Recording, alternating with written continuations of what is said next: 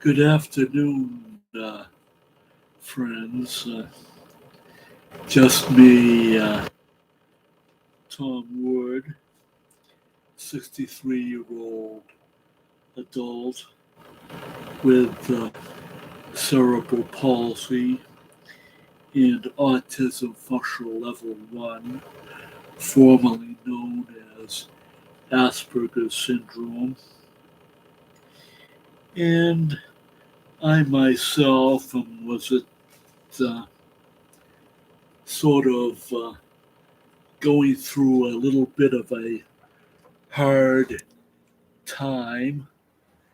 That I'm just going to say that uh, first of all, is that I am at a stage in my life where I can no longer live alone by myself. That in my own home, I am going to need to be placed into assisted living. That, but in order to have assisted living paid for, I cannot be on Medicare. I have to be on Medicaid. So I have to apply for Medicaid. I have filled out the form, gathered all the necessary paperwork. That to be filed with the Medicaid application. Because not just me. The issue I have now is actually really housing. You see this house, this manufactured mobile home. That it is actually infested severely with the insect species known as Cimex lecularius, otherwise known as the bed bug. It's gotten too far beyond was it my being able to take and was it spray around, or just was it use a over the counter, was it store bought like bug bomb, was it like foggers.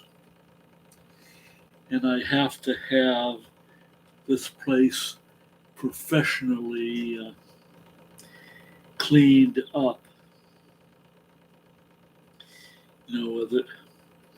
And I will note that last week I got ripped off by a local exterminator called Precision Pest Control in the next town over of Londonderry.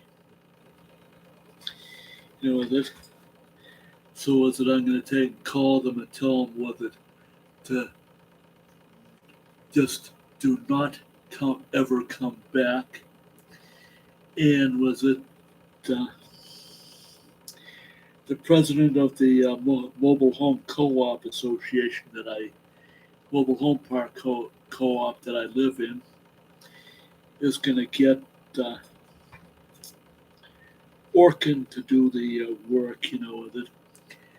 But the thing is, is that I have been throwing out a lot of stuff, and I've got to throw out everything in this house, except for a few selected belongings that I want to keep.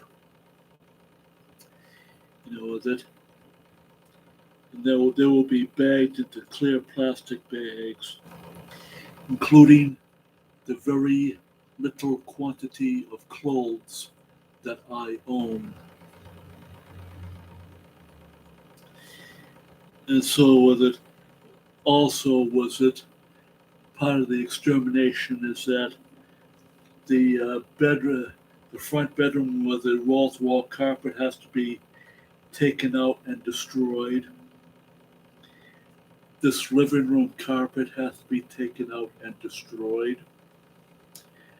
The wall-to-wall carpet in the master bedroom has to be taken out, ripped out and destroyed, thrown out. And all of the furniture has to go. The only furniture that I need is really just a couple of tray tables. One I'm using as a desk and as a kitchen table to eat on. The other one just simply has my little tiny high definition television. Well, good afternoon, Street Rod. How are you doing? I am going to eventually have to move, but before any of that can ever happen to me to get into assisted living, as an older adult with cerebral palsy and autism, I have to get onto Medicaid, so that Medicaid could take and pay for it. And also was it, that I have to completely downsize everything. That means getting rid of just about almost everything in this house, except for a small pile of stuff that I have decided to save. That is my personal belongings. And the only other thing that's going to be saved is just the photographs and the diplomas and the diplomas and school diplomas and yearbooks, including with the college for both myself and my late younger brother Nathaniel, who has been dead now for almost a year and a half. So, anyways, that despite my very calm, stoic exterior, I am really angry, and it has nothing to do. Oh, wouldn't you feel more comfortable residing with family instead of an institution? The issue is the closest really family that would really accept me, that would be able to take in where I could age in place. They are all on Prince Edward Island in Canada, in another country. And that would be a massively major move for me. Even though I very much love and trust my extended family on my late father's side of the family. I don't trust anybody on my mother's side of the family, because they wrote me and my brother and my parents off, was it years ago, that my mom's family, that I really don't want to be anywhere around them. But I still want to be within, still be able to live, here in Derry or Londonderry or Chester, New Hampshire, as the options to take and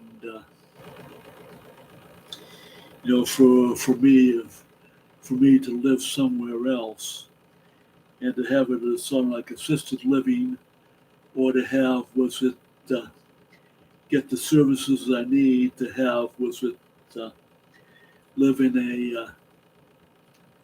in a federal Section 8 subsidized disability handicapped accessible apartment. Well, the only apartment I would consider was it.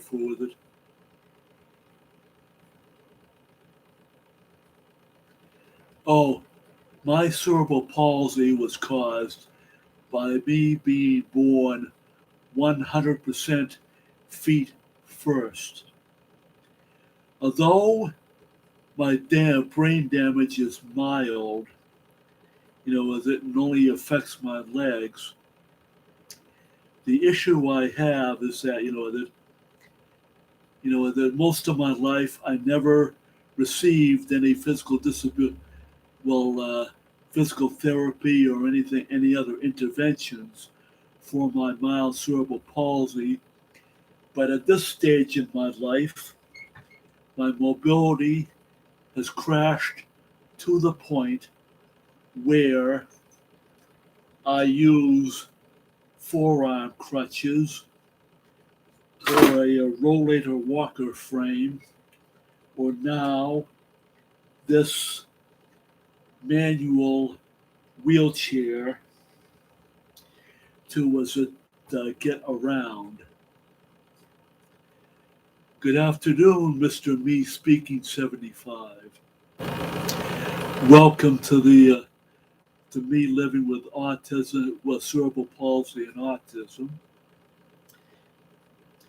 And of course, as you've probably seen in some of my earlier videos, I will say that yes, I am another aspect of me being me as a person on the autism spectrum is that I am an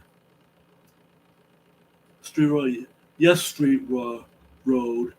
I am able to walk, but not for very long distances anymore. Last month I took a walk. Hello, me speaking. Oh, hi, John, or Brother John. That it's good to hear from you. As I've been wondering about how you've been doing for quite a while. That, and the issue is, yes, the sensory. I am able to walk. Well, actually, with it last month, I do have to tell you that last month I made a major boo-boo in that I did not get I did not arrange for a local Manchester Transit Authority's CART paratransit round trip ride to my doctor's office and back for my yearly checkup. And what I did last month in July on the 13th, I walked 3.1 miles one way from this mobile house all the way north up Route 28 to Schneido Road, up Schneido Road to the number 6, where which is a medical office building, and and I did it totally in the pouring rain. And of course, I was tested. They had given my yearly electrocardiogram check of my heart, and it seemed that while I was walking that day, I seemed to have had a totally silent heart attack,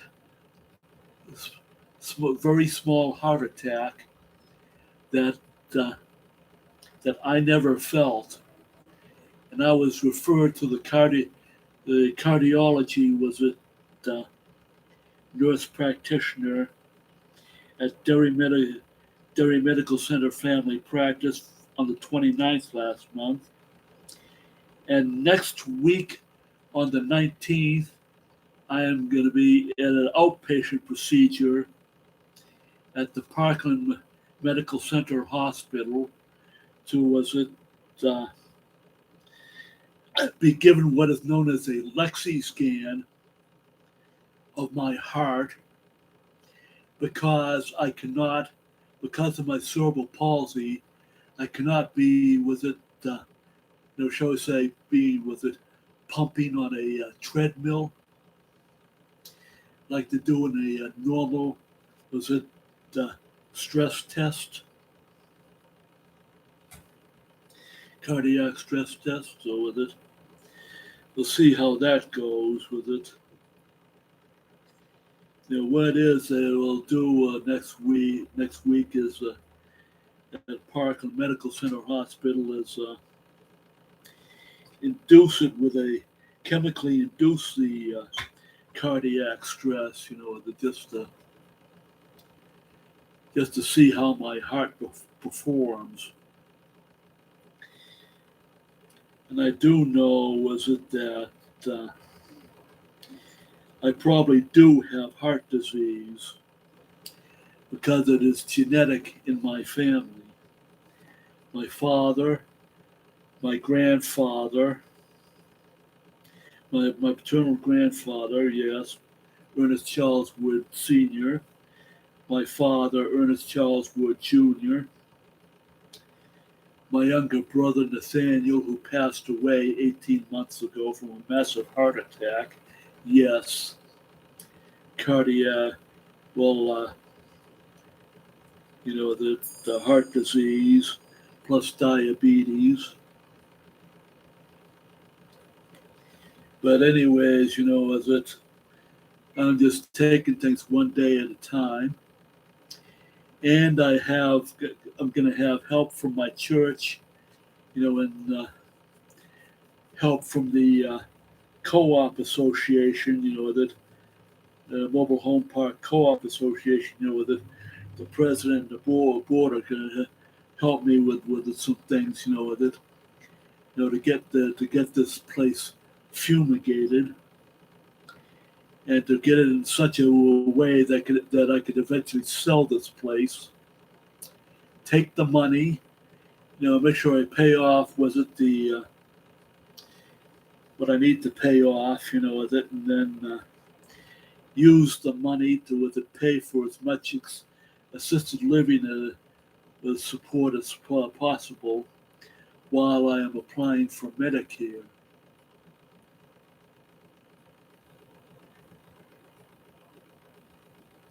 Yes, that is correct.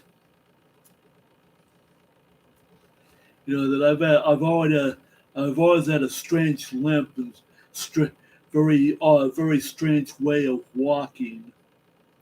But finally, in the last since my late 40s, that I've had to transition into using walking aids. Let me just while I'm here, let me just show you one of my pairs of walking aids.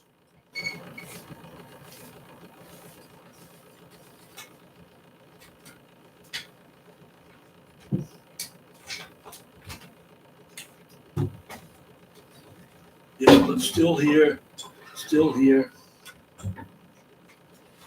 Oh, come on.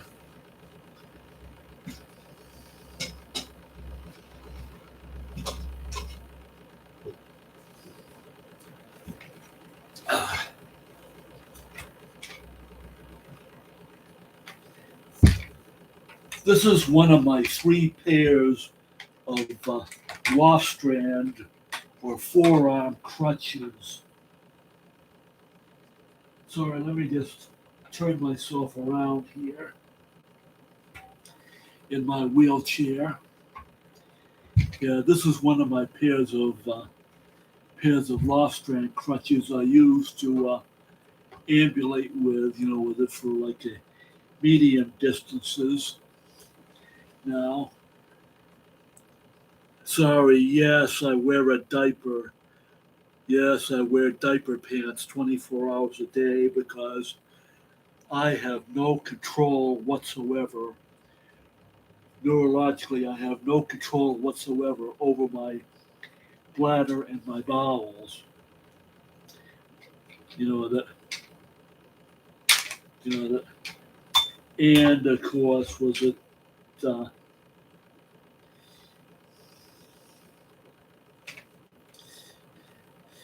of course, yes. You know that. I also have actually really two rollator walker frames. Let me show you one of them. I have a quad rollator walker frame, and I have a. Let me just push this aside for temporarily.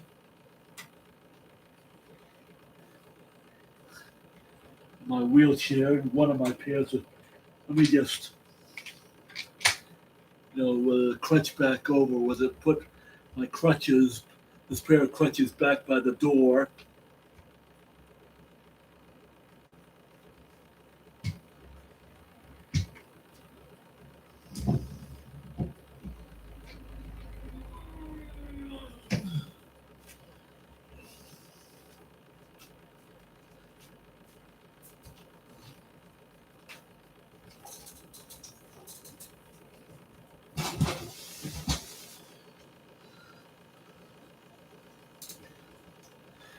This contraption here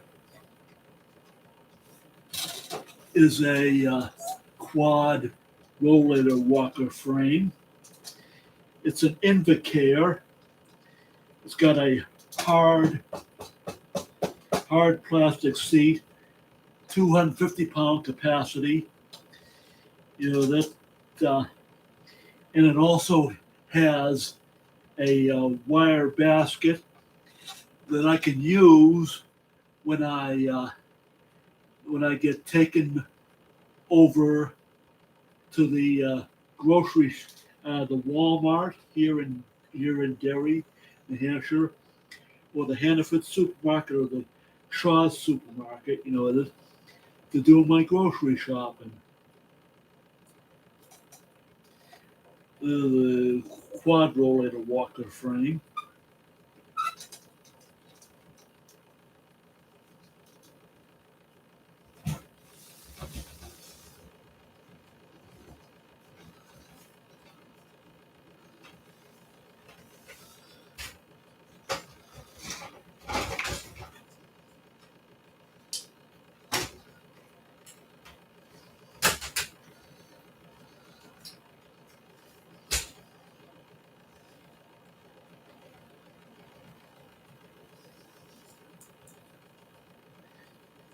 Then is a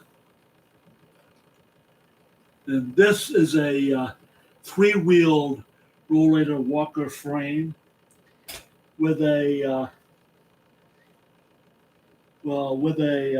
carry-all pouch. You know that I could use this uh, for some not too long a distance walking. You know that. Of course, I've got my this is my camera, Nikon Nikon D3400. This was my late younger brother Nathaniel's camera. My late younger brother Nathaniel, Nathaniel Edward Wood, he was not just trained in engineering and electronics like me from Wentworth to Boston. My brother was also a freelance photographer.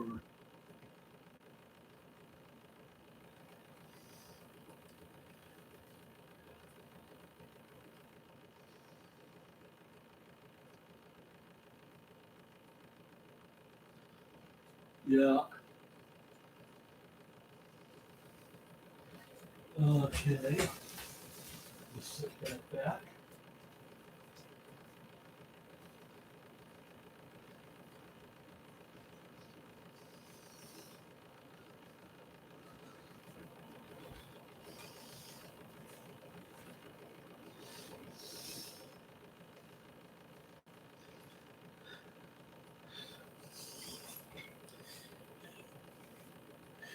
Well, anyways, was it I myself, or was it, that I said earlier, I'm dealing with bed bugs, otherwise known as the Latin name, of course, was it Cymex lecularius. Oh, I will note that I was saying earlier, a short time ago, about me being totally medically incontinent neurologically, with the bladder and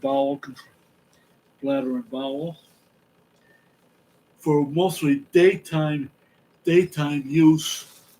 That for was it uh,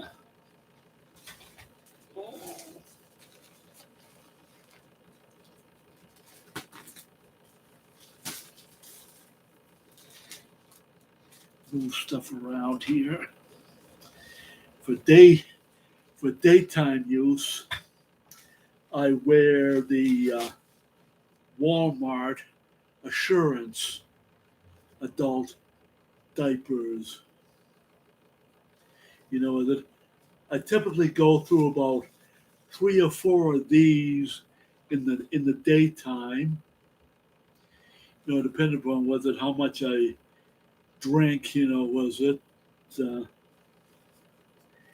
and also or how many times I uncontrollably poop my pants, poop myself. Uncontrollably. I have those for day.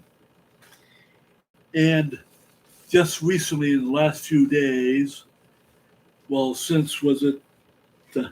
since yesterday when I finally got a package of them, I wear for nighttime use from 9 in the evening until 9 in the morning the next day. I have this very, very high capacity adult diaper from Rears that I purchased through Amazon.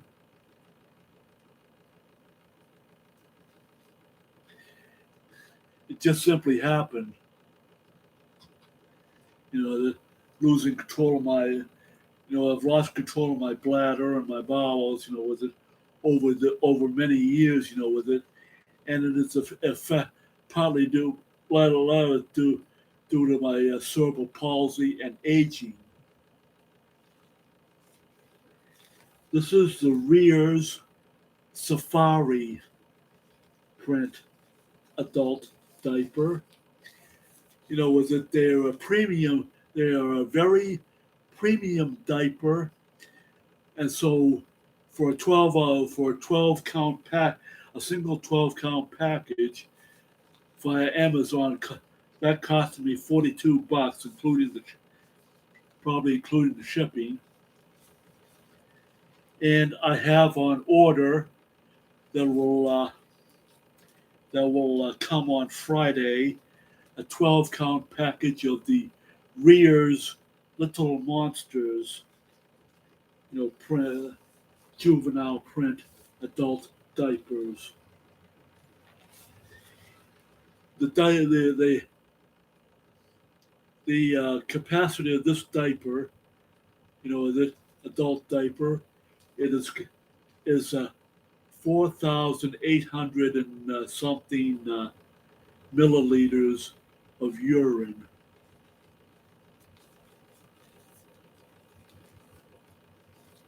So that's how much capacity this has.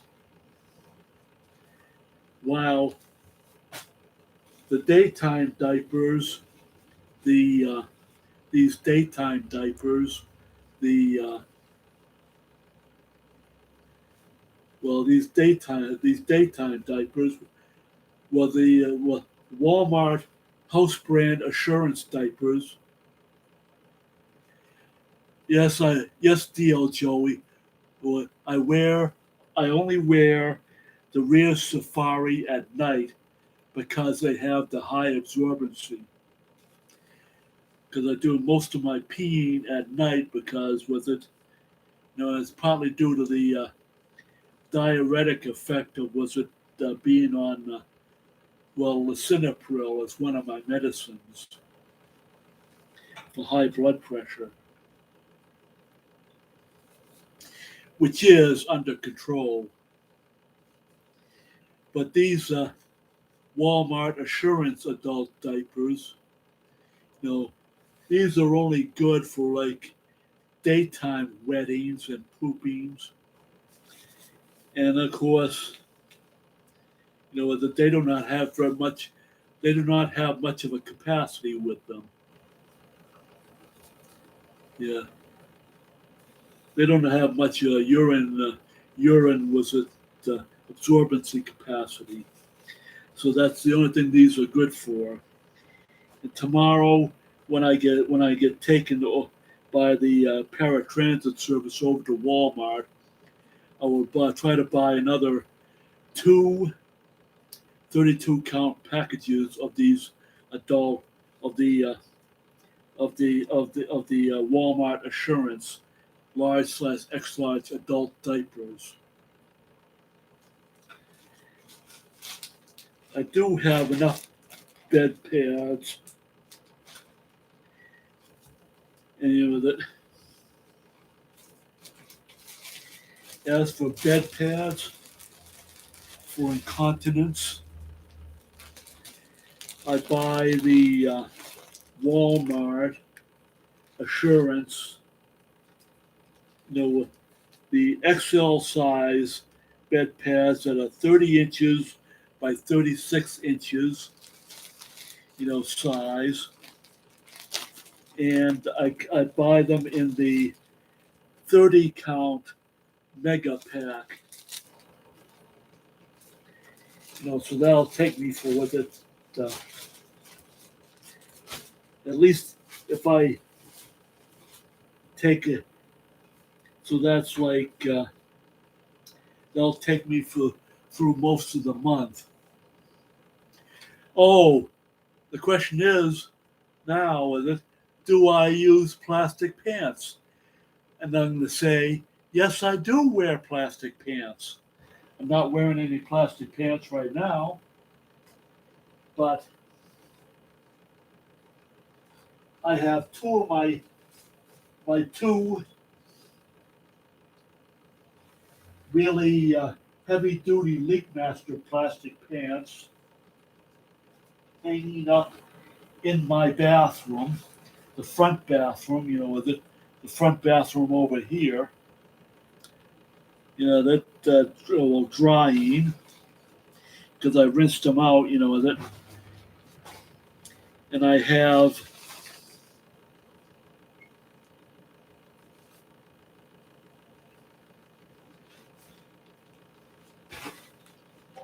let me just have another look here. I know I've got it.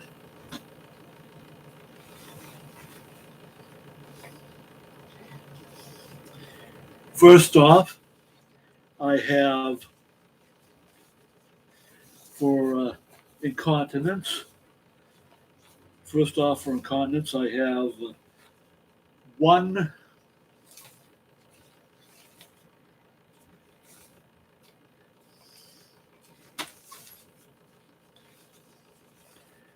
two pairs of Leakmaster snap-on style plastic pants.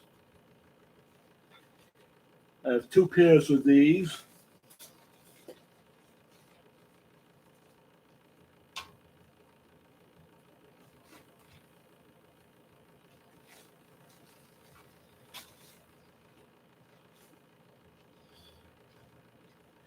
Of course, I buy them in 3XL size, for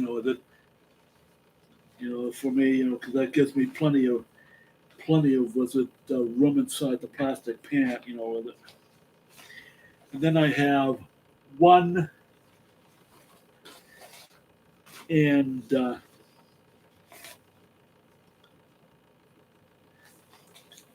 two pairs of these Gary, the Gary brand was it adult plastic pants for incontinence, and both of these have the teddy bear friends. The teddy, well, oh, the question is, was it snap-on pants? About snap-on pants? Snap-on pants are fine, because I do a lot of my sleeping, lying flat on my back. Of course, it's not very comfortable now with it lying flat on my back because I've got no beds. That I heaved the bed, the bed in the master bedroom. I heaved my own bed, which had side safety rails.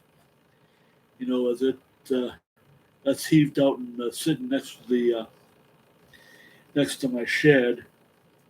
They got to be put in a dumpster, when that'll come probably tomorrow, so with it. So really right now, as a person with cerebral palsy and autism, I am really, shall I say, sleeping on the floor, Japanese style, here in this living room. And I haven't been back in my bedroom, with it for almost a week. Because there's bed bugs, that they've also pooped all over the walls and ruined them. This place is this house has become a major mess. And it's not because I haven't been doing things like cleaning and vacuuming and stuff like that. It's just that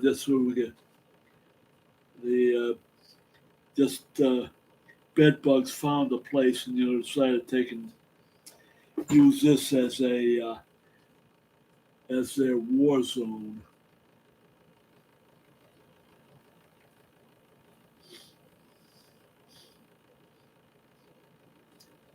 Of course, one thing I have to do with part of getting rid of all of the bed bugs, in case any of the bed bugs have taken and yes, I lie down. The Japanese people's sleep lying down on the floor,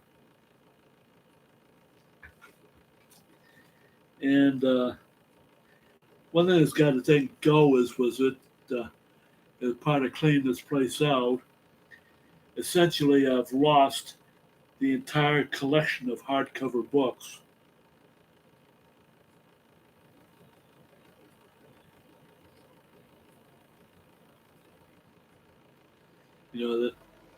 So like 1,500 hardcover books on everything from photography, science, nature, history, biography, literature. Poof! That's all going to go to into the dumpster. The only other items that I'm going to keep, is just, as I said, photograph albums, my guitar, and and the violin. That used to be my dad's. So was it?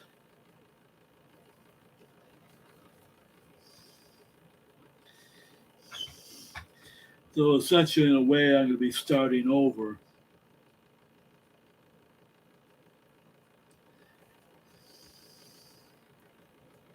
Of course, I do have on the schedule, on my calendar for this month, Saturday the 14th, I have to, I, Saturday the 14th, I'm going to attend my Salem, New Hampshire High School class of 1976 class reunion.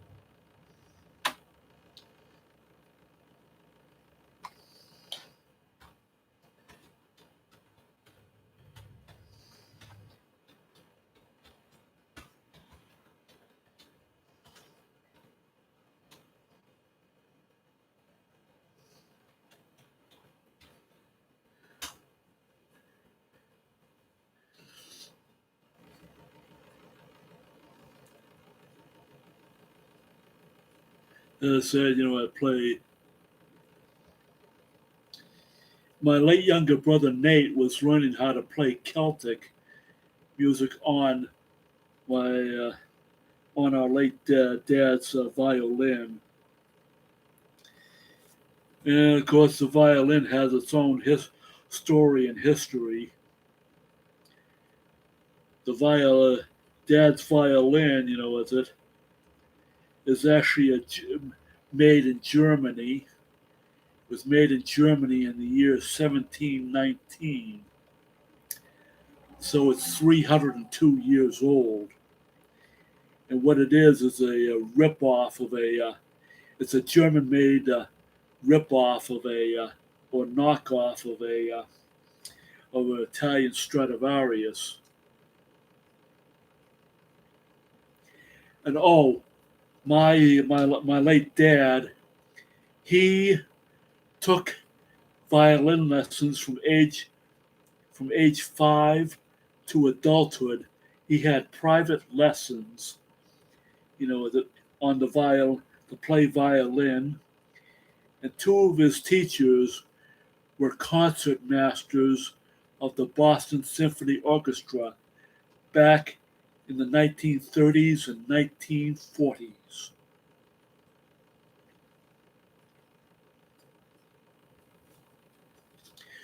Who knows where my paternal grandfather got a hold of this violin. He got it as a freebie from somebody for doing something for somebody else during the Great Depression. During the Great Depression of the 1930s.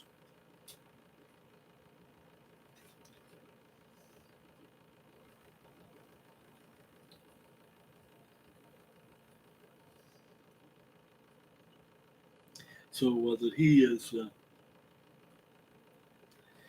So essentially, my dad, as a violinist, he didn't really play very much, after he got married, that my mother wouldn't allow him to play.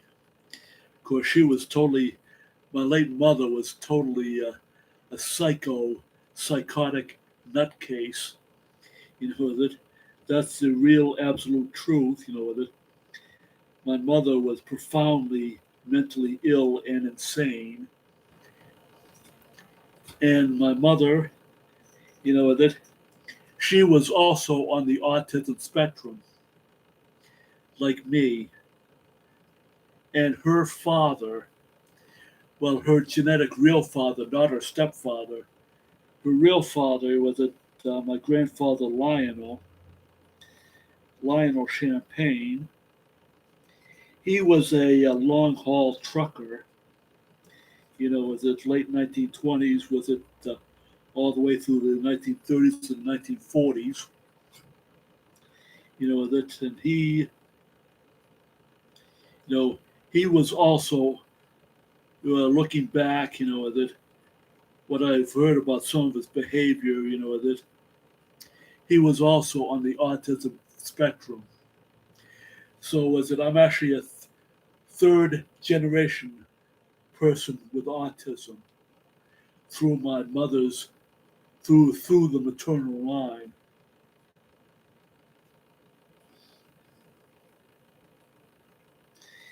It is also suspected that my mother's older sister, who had a lot of mental problems herself, she might have also been maybe on the autism spectrum, but she would have been probably diagnosed as PDD-NOS.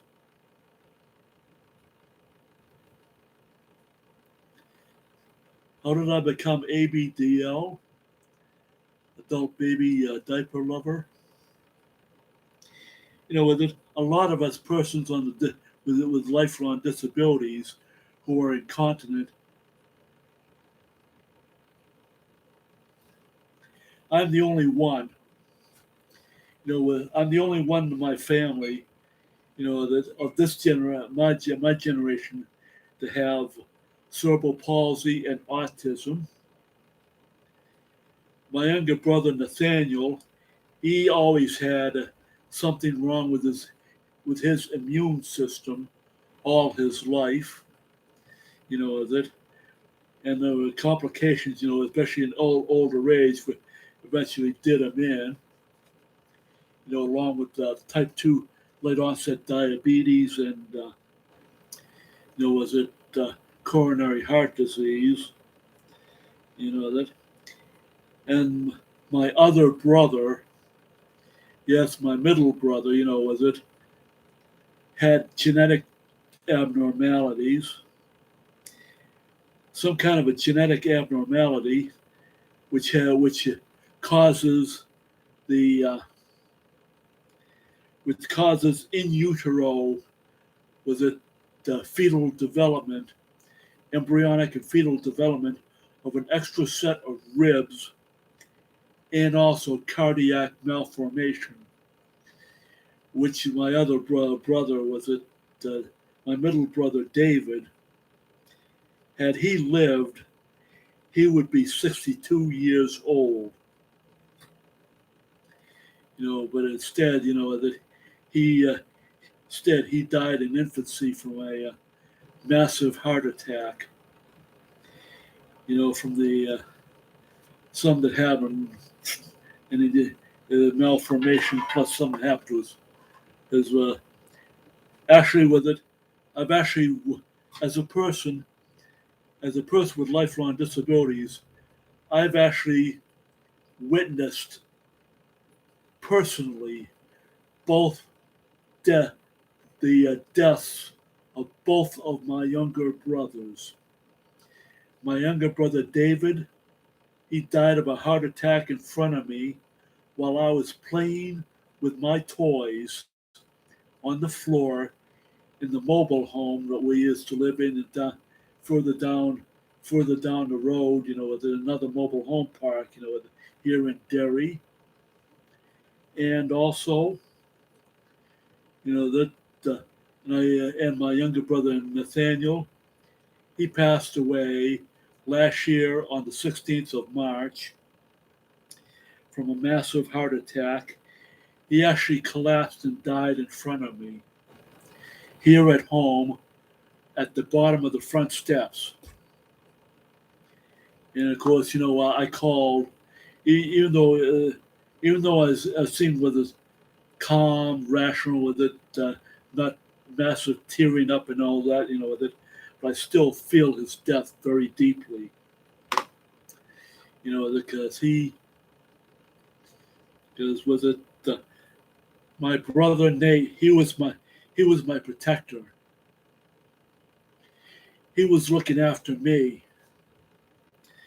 Not that I needed a lot of looking after, because I'm very much independent. But of course, last year, when it happened, I immediately dialed 911 to get the EMTs, from the main firehouse, with it right by the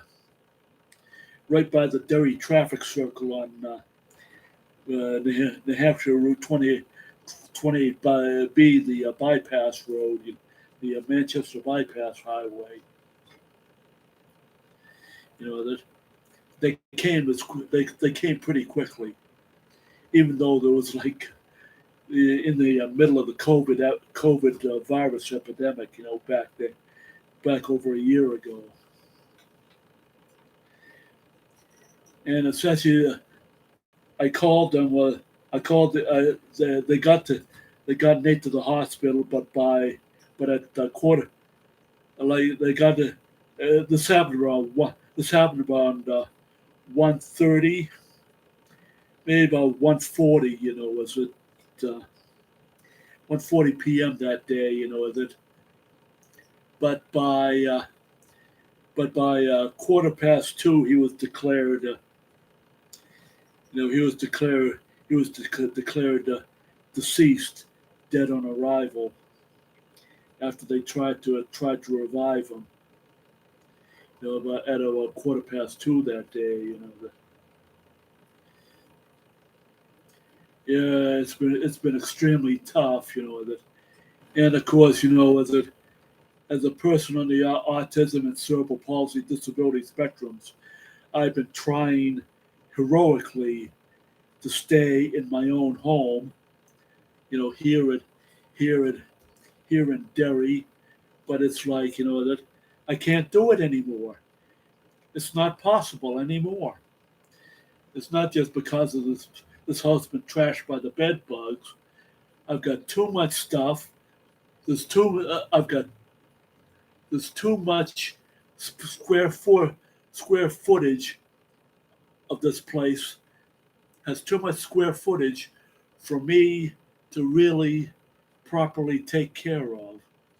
And I don't need to do any more lawn mowing, with it.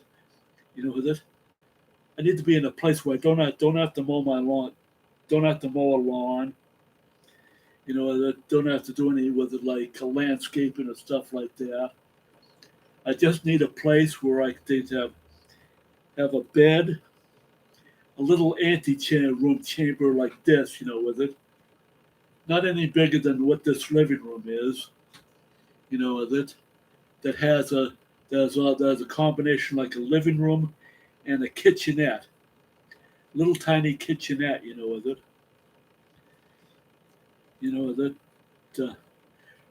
With the absolute minimum amount of very small appliances, a bathroom, a handicapped accessible bathroom, and a bedroom. That's it. That's all my needs are now. And this is just simply too much. Here's something to think about. Whether when all you people who are if you're disabled and you're younger, you have to, when you get older, you have to think about, was it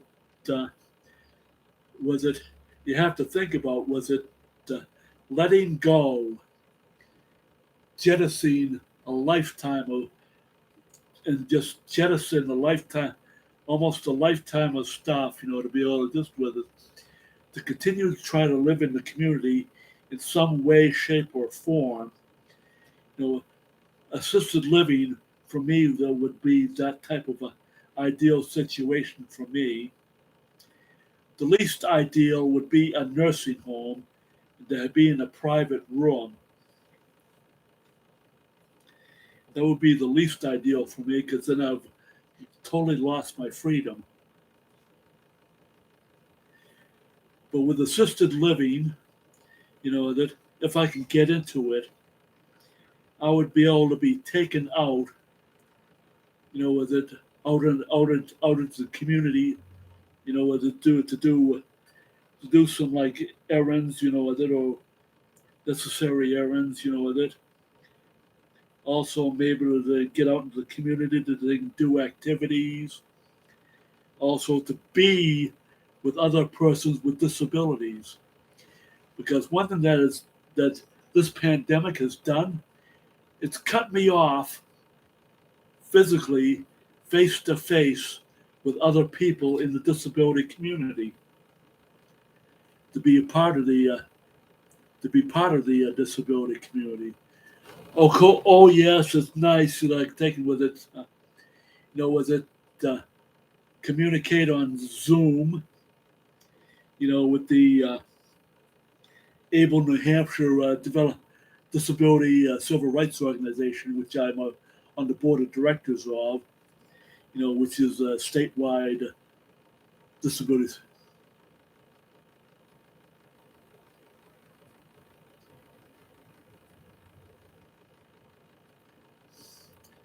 Well, I'm actually really not helpless, that. Well, I'm not helpless with it, but it's like, that I just need, uh, with it more assistance than what I've been dealing with,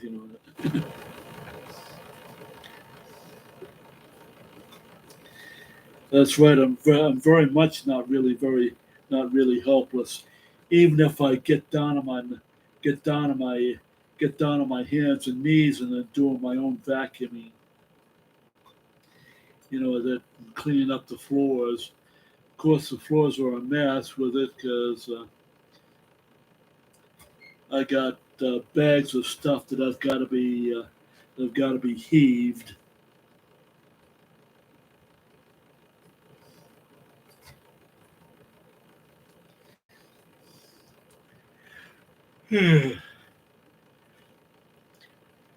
I'm waiting for a call from uh, is it president of my co-op association, who was tenant co-op association, Al, who lives at number 5, couple mobile home trailers that down from me, uh, well he's called up Orkin and they had try to have Orkin call me, to arrange to have them come in and look, as it just see what the mess is, as it the extent of the mess, as it what they could probably do with it. And I've also got a dumpster coming tomorrow. And I've got a crew from my church who are gonna come and heave the contents of the house into the dumpster.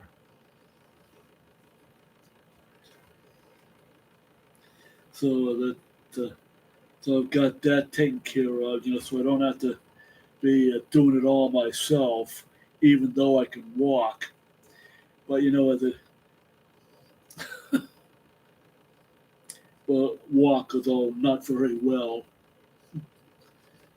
Uh,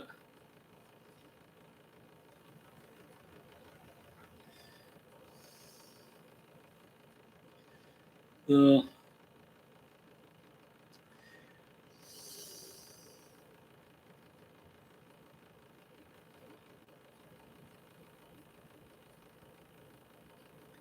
yeah, that's right too. Was I've always been put into a box. People make a lot of assumptions about me. Because with it, because of it, when I was younger, when I didn't need to use walking aids, with it, people assumed that I was like the horror of horror words, MR. You know what the initials MR stand for. The derogatory term for a person with developmental and intellectual disabilities. It also applied to as it was also used for people with physical disabilities too. That I found that too with especially when I was trying with it when I was out working and employed as in engineer in electronics and in engineering. People just made all kinds of assumptions about was it what my uh, what my capabilities were and what my skill set and knowledge and skill set has always been.